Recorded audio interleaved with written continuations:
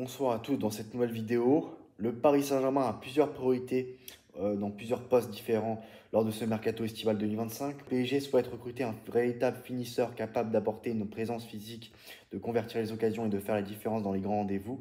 Cible sur la liste du club. En 1, on a Victor Osimhen. C'est pas classé par ordre de priorité, mais voilà, c'est dit comme ça.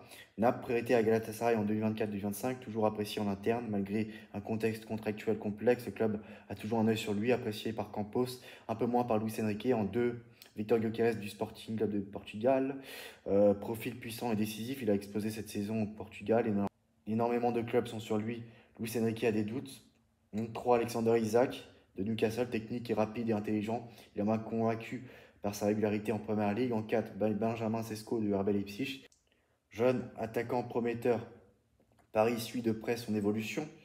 En 5, Matteo Retegui de Atalanta Bergame, qui fait partie des meilleurs buteurs de Serie A, voire le meilleur buteur de Serie A, si je ne dis pas de conneries. International italien à finition clinique, suivi comme solution alternative. Paris était dessus l'année dernière, mais jouant à l'époque en Argentine, Paris n'a pas osé aller plus loin dans les négociations au poste de mercato au dernier. Ailier droit, le PSG cherche un ailier créatif capable de provoquer, de marquer, de combiner avec les milieux offensifs et attaquants. Cible suivi. On reviendra sur ça dans une nouvelle vidéo.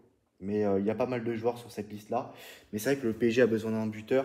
Et si tu n'arrives pas à recruter de buteur, il faut absolument recruter un ailier. Je pense surtout à un ailier droit, style Rodrigo. Pourquoi pas recruter d'autres joueurs offensifs comme Magnus Akliouche et Ren Cherki, même si je reviendrai sur ça sur ma prochaine vidéo. Et, euh, et voilà, donc c'est important pour le PSG de recruter. Alors sur l'aile gauche, tu as Barcola, tu as Gvarashka, donc ça tu as suffisamment de joueurs dans ce secteur-là. Mais il faut vraiment que le PSG recrute soit au poste de numéro 9, soit au poste de d'ailier. À mon avis, un attaquant suffira. Et voilà, c'est vraiment en défense, c'est très important, à latéral gauche, à latéral droit, voilà, pour faire reposer Hakimi, Mendes. Et un des deux défenseurs centraux, voilà, surtout des défenseurs centrales droits. Voilà, donc c'est ça au milieu de terrain, un joueur au milieu de terrain. Et puis voilà, pas besoin de recruter non plus beaucoup de joueurs. Mais tu vas pas non plus recruter seulement deux joueurs, quoi. Il faut un juste milieu. Il faut quand même recruter. C'est très important. Il ne faut pas faire cette erreur-là. Voilà, donc à vous de me dire en commentaire qu'est-ce que vous pensez de tout ça. On revient très vite dans une nouvelle vidéo. On parlera des ailiers. À très vite. Ciao.